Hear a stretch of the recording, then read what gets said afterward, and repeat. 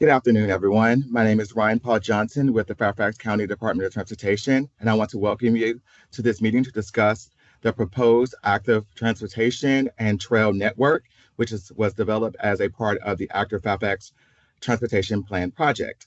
Before we begin, I would like to go over some guidelines so that everyone can participate and get the most out of this session. Please note that this meeting is being recorded and it will be posted on YouTube and linked to the project website. Microsoft Teams offers live captioning, and you can find that by clicking the three dots and choosing Turn on Live Captioning. Once the presentation is completed, we'll begin our questioning and answering portion, during which participants will ask their questions aloud. You may also use the chat to put your questions or comments in also.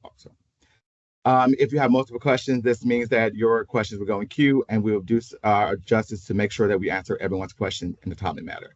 If you're on the phone, please hold your questions to the end, and we will have instructions to you of how to ask your questions by the end of the presentation.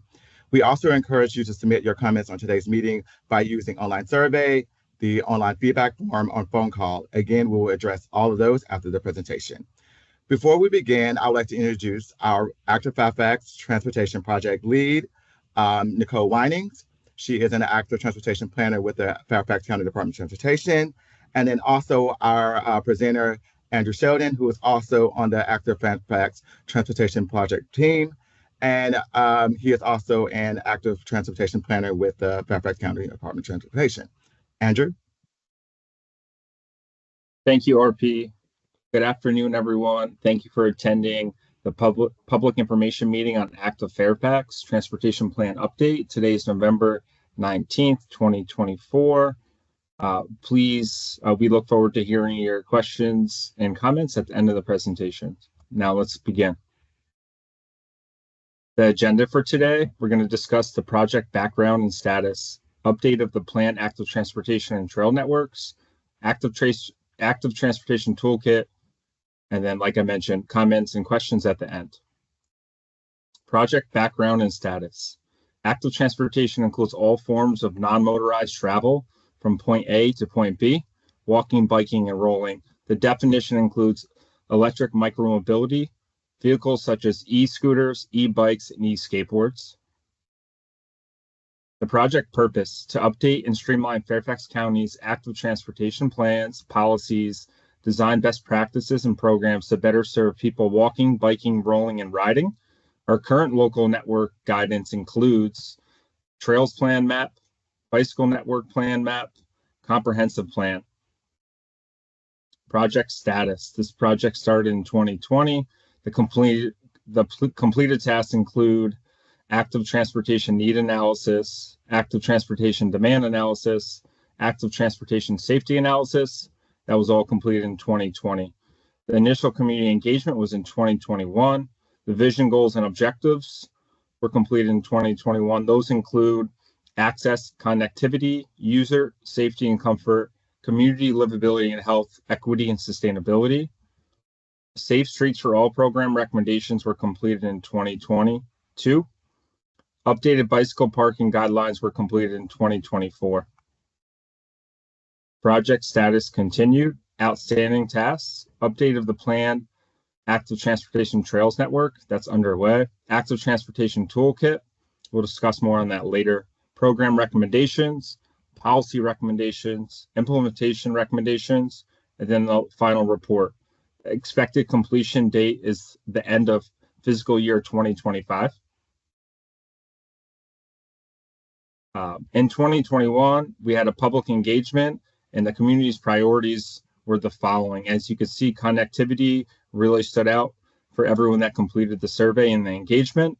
Sidewalks, crossings, lighting, transit, trails, safety, bike lanes, wayfinding, and then people mentioned parks, places to rest, traffic calming, plazas, and more e-mobility shared options, trees. Update of the planned active transportation and trail network. Step 1 included combine the plan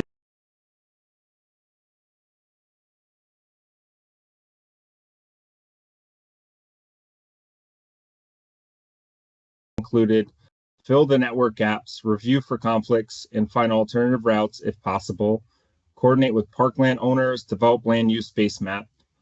Step 3 included identifying the trail network routes alongside roads, enhance neighborhood routes, and regional routes, coordinate with surrounding localities.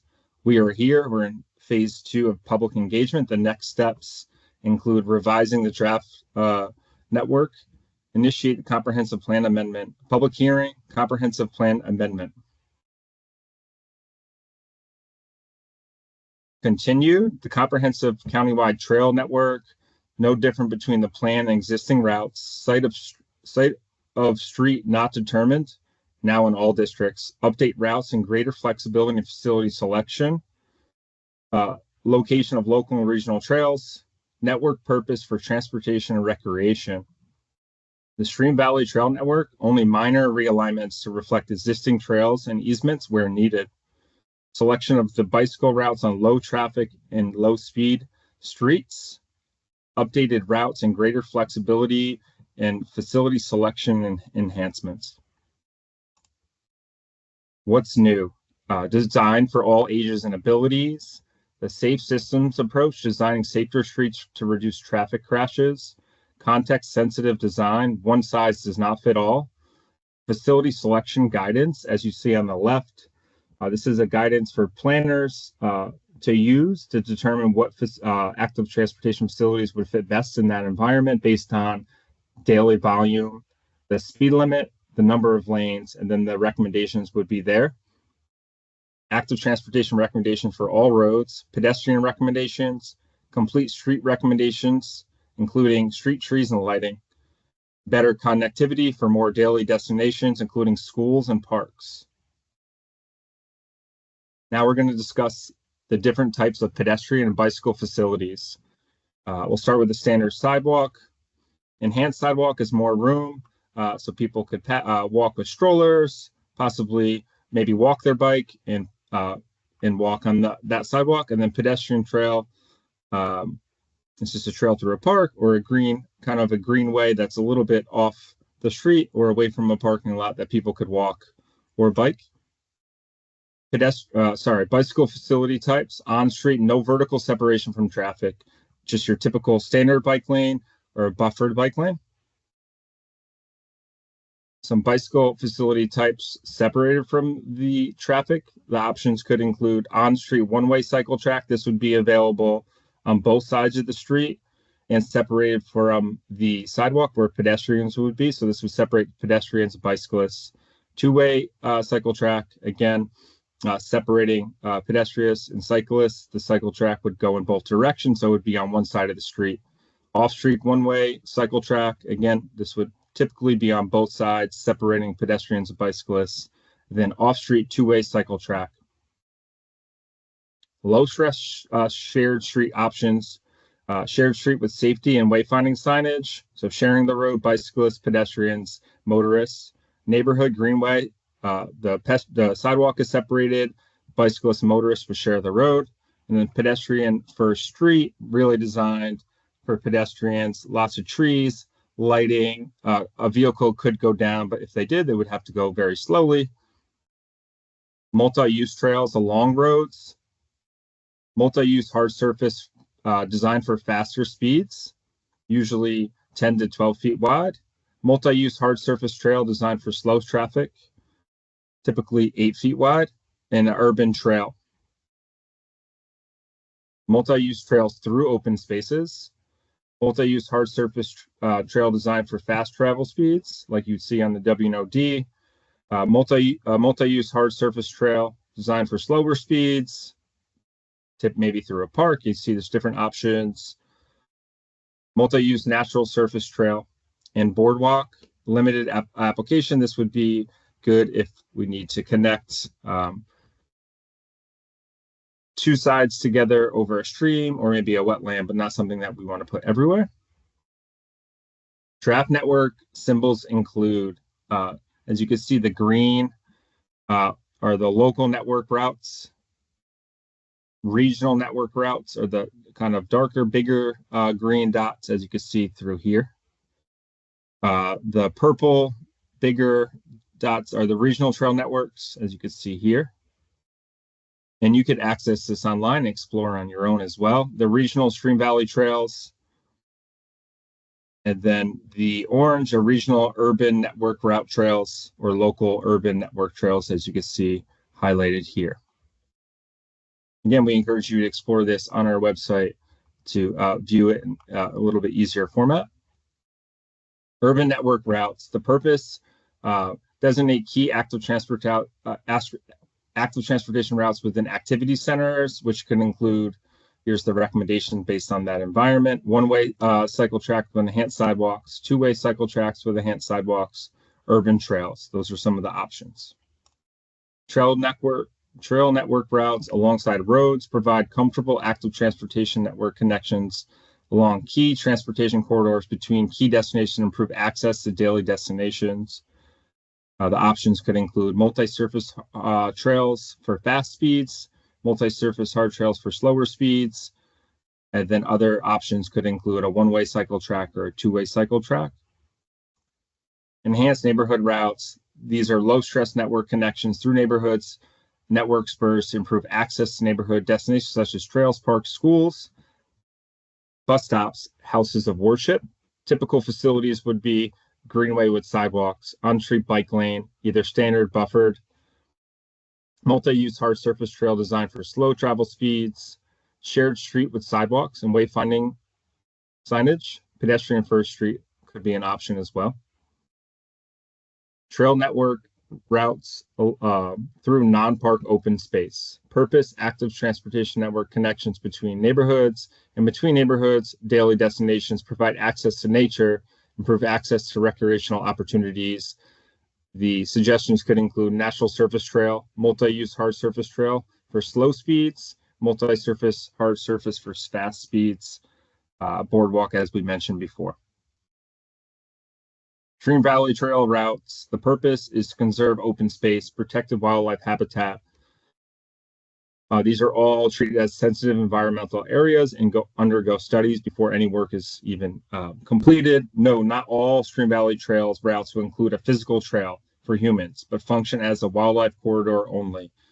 So because it's on the map does not mean it's going to ever be built as a trail. Again, it's just showing where the Stream Valley Trail is.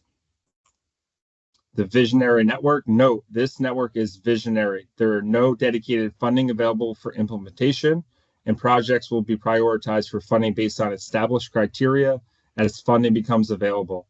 Once funded, project implementation could take between 3 to 5 years on average. However, the plan will develop a list of recommended priority projects.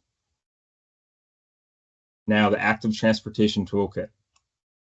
The purpose of the Active Transportation Toolkit is to support public and private transportation planning efforts, as well as implementation of planned facilities. Content overview, planning and implementation guidance on active transportation of facility selection, design, and best practices. A collection of relevant design and policy resources. Standalone guide will not be part of the comprehensive plan. Back to RP.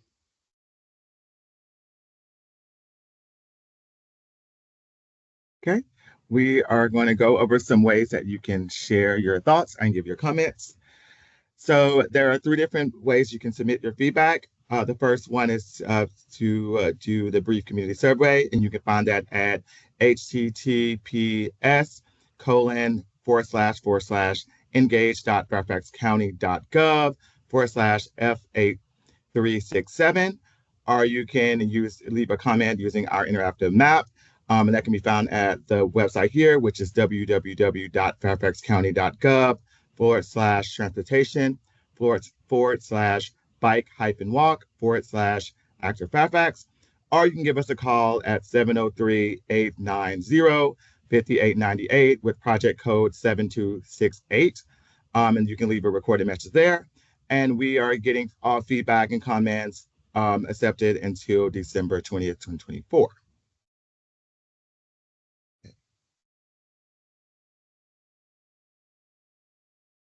Okay, so we will now take questions and comments from the attendees. You may either ask your question verbally by raising your hand, so that I can call on you. So the raise the hand tool is at the top of your menu.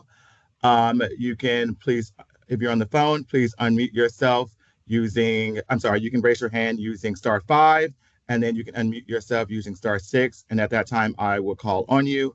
And then once you make your comment, if you're on the phone, please press *6 to mute yourself again.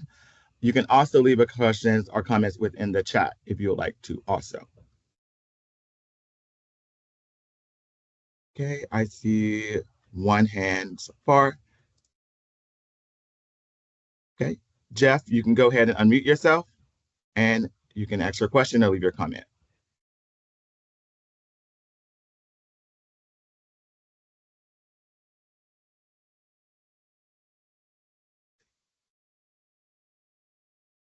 Unmute myself? I've unmuted myself. Yes. All right. We can hear you. Thank you. So I am an avid bicyclist, commuter. I've done that for many years when I was working. I note that the county, and I commend the county for putting Wayfair signs up to tell people what bike routes are available. My major concern, and one that was pointed out to me by my daughter and son-in-law, is on the bike route to the Air and Space Museum, on the Air and Space Museum Parkway. There, it takes you over Route 28. And the intersection of the Air and Space Museum Parkway and Route 28 is a typical highway cloverleaf. But it is also the route that people walk, jog, and bike to the Air and Space Museum Park Annex. And I've not seen any markings to show that there are people riding, walking, biking to that museum, and that motorists should be aware that they might encounter that type of vehicle, non-motorized traffic. When the parkway intersects the Fairfax, the Dulles Toll Road, or at any other intersection, there are usually cross hatches. I know that, for example, when I go north on the Fairfax County Parkway and I cross the Dulles Toll Road and Access Road, where the path crosses the ramp, there's a slash and a marking that says there's a crosswalk here. That doesn't exist at the Air and Space Museum Parkway crossing on Route 28.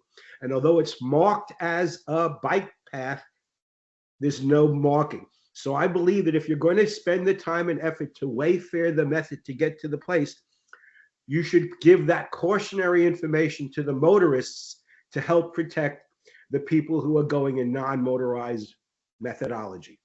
And the last question I was going to have is there a way to download this presentation so that I can save a copy to both the Fairfax County Federation of Citizens Association and the Sully District Land Use and Transportation Committee so they can get access to this? Yeah, thank you for your question. So first on the presentation will be available and actually is already available on the project website since the presentation was the same across the 3 virtual meetings we had. We only have one presentation up since only the slide in the front changes, but the other content is the same. So you can go to our project website and download it right now. And, so if I go to the page that I used to log on to this meeting, would that link be there? Yes, and Ryan Paul can also place a link in the chat so you can find it easily. And the recordings of this meeting and the other meetings are also going to be on the website. This one will probably take a day or two to be uploaded. So you please feel free to share, and as well as the other information. The story map that is included on the website is a good one to share as well, since it walks through some of the planning details of the map as well. And to address your concern about accessing the Air and Space Museum, in order for us to add crosswalks across a ramp, we will need to install sidewalks or a shared use path, which currently is not a funded project. So unfortunately, we can't just add those without having facilities in place. That you have it wayfared and there are signs, and so you have an attractive nuisance. You're telling people to ride your bike here. You're telling people to walk this way, but you're not giving them the protection that they deserve. And that's all I'm going to say. And that was a comment that my son-in-law and daughter made, that they felt unsafe crossing that road, following your instructions on how to get to the Air and Space Museum Parkway. Well, thank you. We will take that back and see if there can be warning signage added. The website and the booklet that comes with that route does have that information, that there's no facility and that it's not particularly safe to go there, but it's not on the sign. You're correct. So I think that's something we can review and provide some guidance for users of that route that do not have that additional route information available. Yeah, I mean, thank you for pointing that out. People who are going there probably aren't looking at their maps. They're going to that place because they know where it is and they're following the signs. And the print would be too small to read while they're riding their bike. Thank you so much for allowing me to speak. Thank you. I appreciate your comment.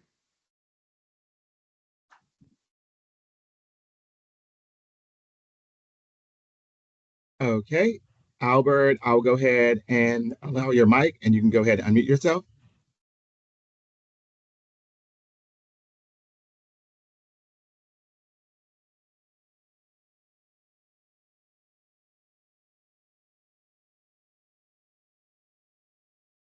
Albert, are you able to unmute yourself?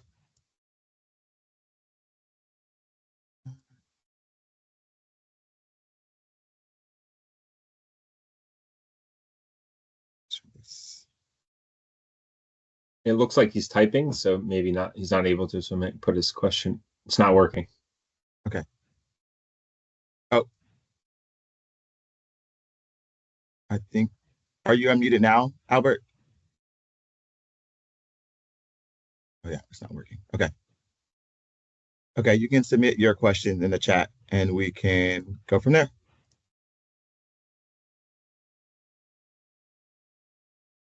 Okay, we do have one question in the chat. How is the active Fairfax County Trail Network being coordinated with adjacent jurisdictions, especially where bridges will be required to cross streams? So thank you for that question. As part of the planning effort to update and realign the planned trail network, we did reach out to all the surrounding jurisdictions for feedback. Some of them have plans and planned routes that we try to connect to. Others may not have a planned route yet, but we would expect at some point in the future a planned route to continue along the way. So we did include any crossings of bridges in our plan in anticipation that there would be at some point in the future a connection on the other side. It's definitely essential for us to include that in our plan if the bridge is within our jurisdiction or partly within our jurisdiction, because it will be harder to implement if it's only on one plan and not both plans. So and we're all not planning at the same time. Everyone has a different schedule. Most of the bridges are actually currently in our current plan, so very few updates were needed there. But if there's any crossing missing that you don't see, please leave a comment, especially if it's not along a road. Every road would have a active transportation facility on it if the bridge would be rebuilt per our comprehensive plan recommendation. But of course, there are opportunities potentially to have a pedestrian or active transportation only bridge, a freestanding bridge, to make connections. And there are, of course, opportunities up and down the area. So if you have a certain recommendation, a certain location you don't currently see considered, just leave a comment on the interactive map and we will take a look. Thank you.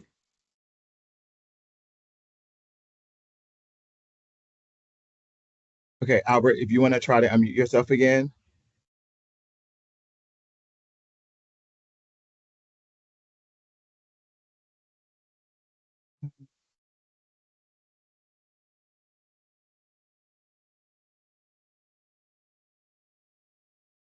Okay.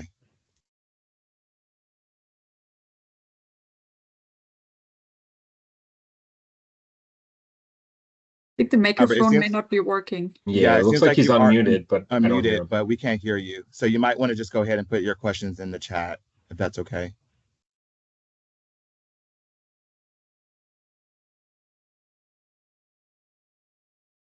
Okay, I'm going to go to Elliot. I'm going to go ahead and allow your mic, and you can go ahead and unmute yourself and ask your question. Hey, can you guys hear me? Yes. Awesome. Well, thanks so much for the public engagement here. Really appreciate that. I just had a question and a comment. The first, or my question is how you guys prioritize specifically like putting bike lanes in around the county, like kind of like what derives that, prioritization. And then my comment is like, just in general, I think like I live in Arlington County, but I work in Tyson's Corner every day and I bike into Tyson's. I don't think there's great connection between like Tyson's Corner and specifically like the WOD from like Washington and DC in general. There are a couple routes you can get into Tyson's Corner, but none of which I find like particularly safe. So that's my comment. And then just a question on how it's prioritized on what projects you guys tackle. Well, thank you for that question. So most of the bike lanes in the county are actually implemented through our coordination with the Virginia Department of Transportation repaving efforts. So all the roads in the county are owned, maintained by the state, and they prioritize the repaving of the roads based on condition and use of the road and function of the road. So if a road is on the repaving schedule, we do review all those roads for the potential to add bike lanes. So it's mainly driven by the opportunity versus a standalone project where we would plan out a route and then add it. So that's how I would say 95% of all the bike lanes that we have in the county came to be.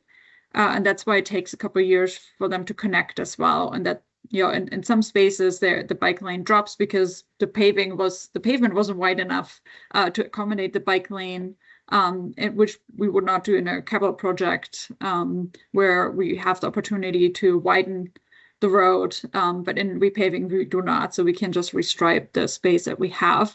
But of course we have a process to add bicycle infrastructure through our capital projects as well as through the development review. So developers that come in with larger developments also have to comply to our comprehensive plan recommendations, unless there's a very specific reason why it doesn't work in that particular location. But we have bicycle lanes currently on the bike master plan.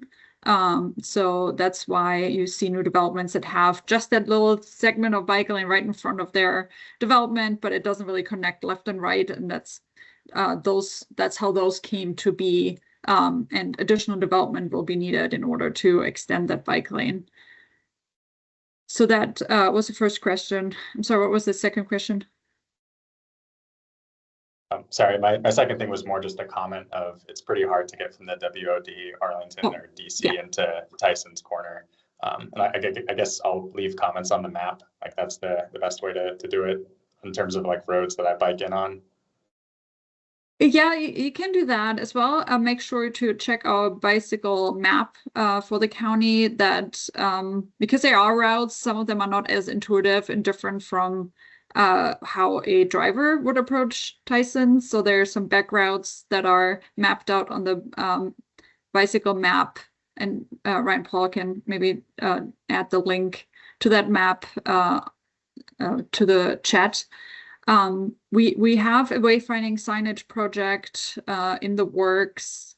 It may take some more time to implement, but the goal of that project is to sign routes from 4 different directions, including the WD, both from approaching from the DC side and approaching from the Reston side.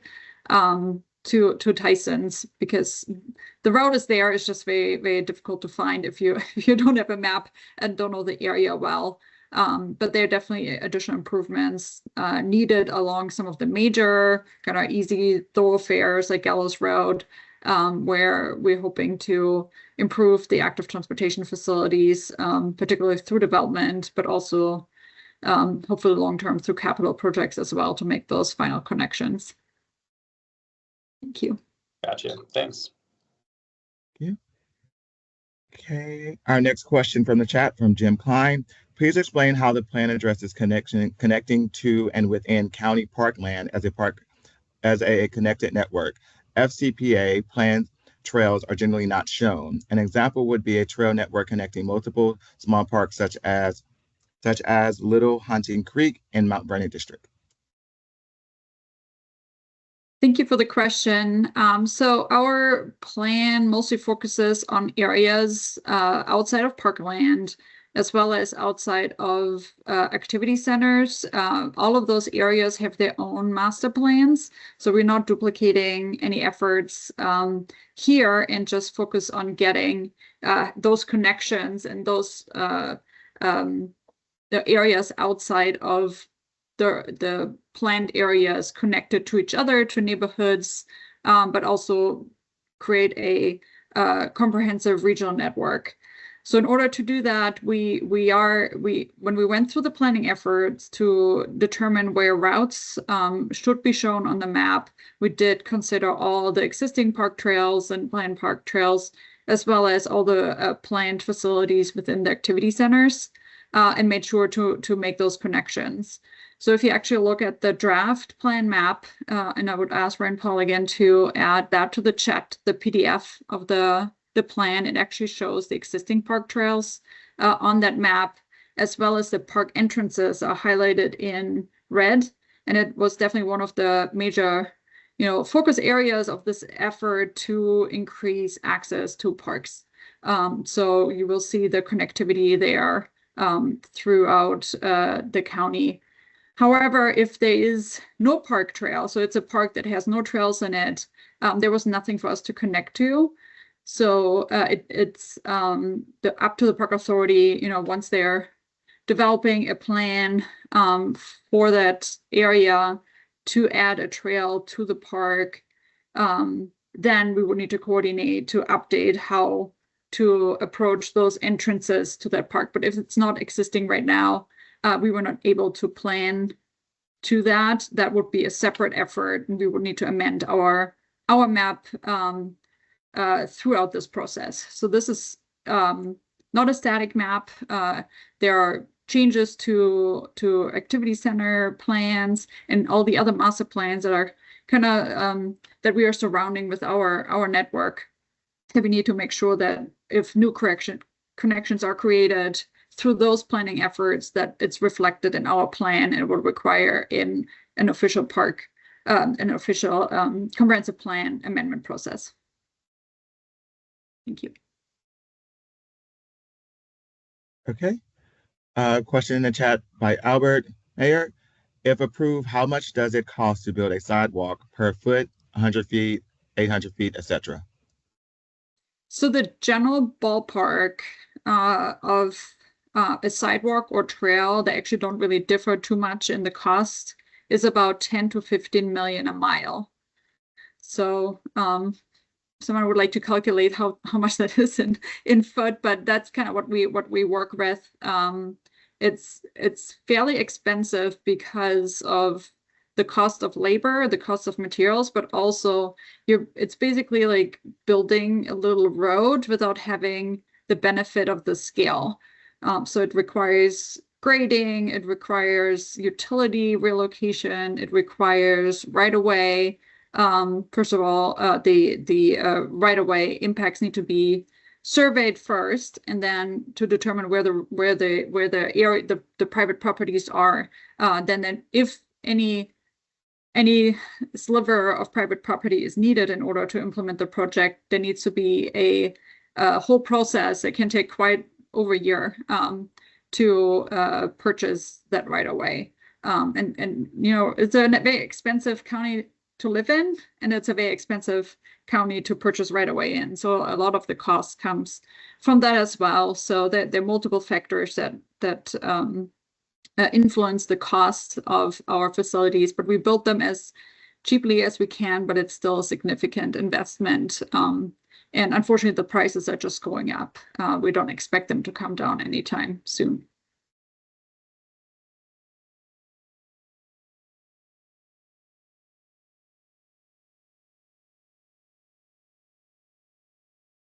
Okay, let's see. Jeff, you still have your hand raised. Do you have another question? I'll go ahead and allow your mic.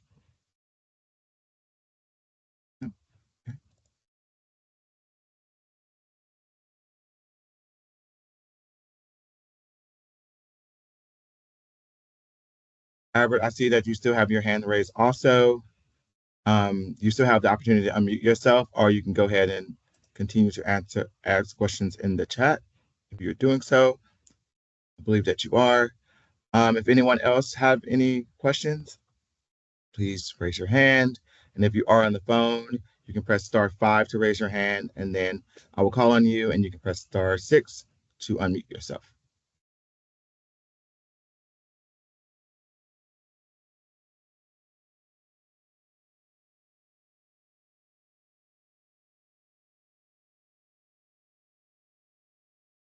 I think we may have some questions coming in through the chat. Just give me one moment.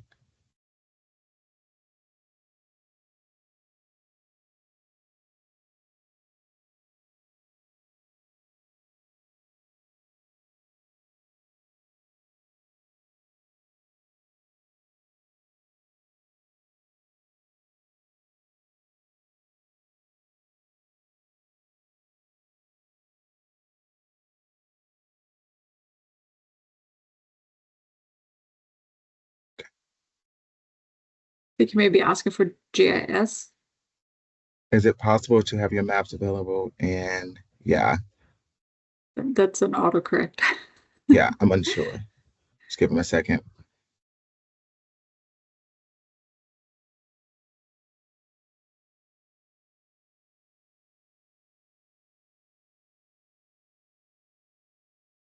Albert, are you looking for GIS format? You can just type yes if that's what you're looking for.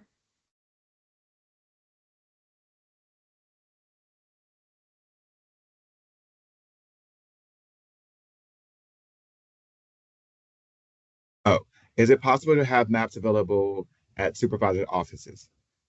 I'm guessing So that's for these. And okay, like printed out maps. So we could plot the maps and send it to any supervisor that would be interested in putting those up for sure. It's a little bit easier to review online because it allows you to zoom in on the details and leave comments directly on the map.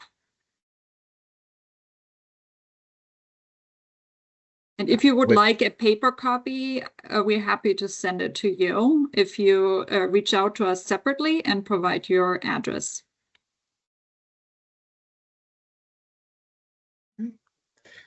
we have another question from Jim. Please explain how a natural surface trail will be added to the network that is not currently shown. If that trail includes FCPA, VDOT right of way or other county property, i.e. BOS, non-parkland.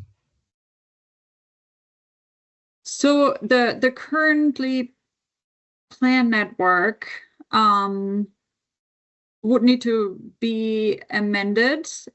Usually that would be done through a study. So if there's an area where there is a community interest to add a natural surface trail for some, an important connection or for recreational purposes, it would require a feasibility study that would be led by the landowner. So if it's within parks, that study would be led by parks. If it's within VDOT right away, it would likely be FCDOT who would take the lead on a feasibility study. And if the trail is feasible and alignment has been determined by the study, we would need to go through the comprehensive plan amendment process and add that trail in. So just because something is not on the map right now, again, through these studies, through other planning efforts, we will be able to add additional connections as we have done in the past through the comprehensive plan amendment process.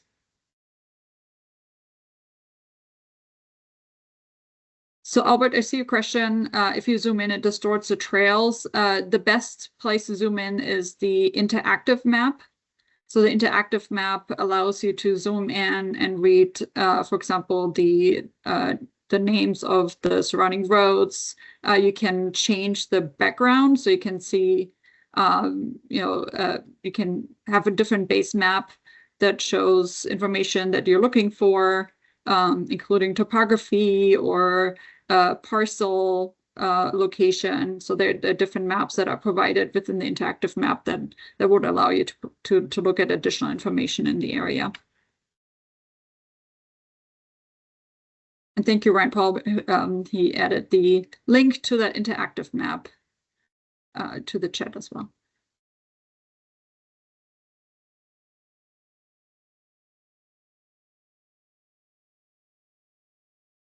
Okay. Do we have any more questions or concerns or comments? Thank you, Albert.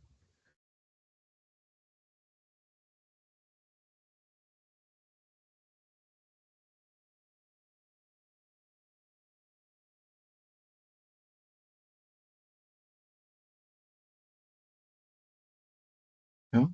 I did do the calculations. I hope I did it right, but it should be between 1,800 to 2,800 per feet for a sidewalk. You calculate that correct?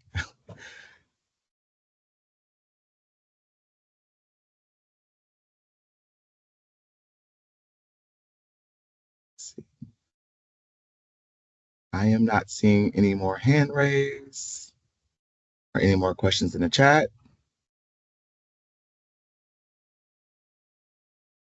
Okay. Once again, we'll go over the ways to give feedback. We're taking that feedback until December 20th, 2024.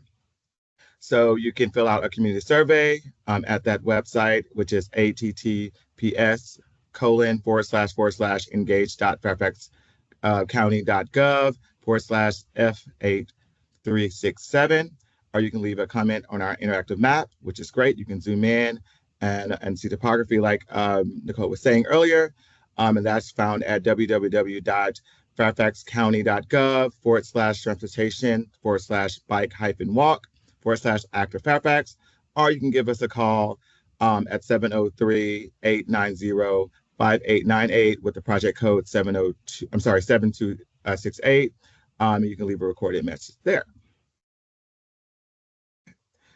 So this concludes our meeting on the Active Fairfax Transportation Plan. A recording of this meeting, once again, will be located on the project webpage. And thank you so much for joining us today, and we appreciate your participation. Thank y'all.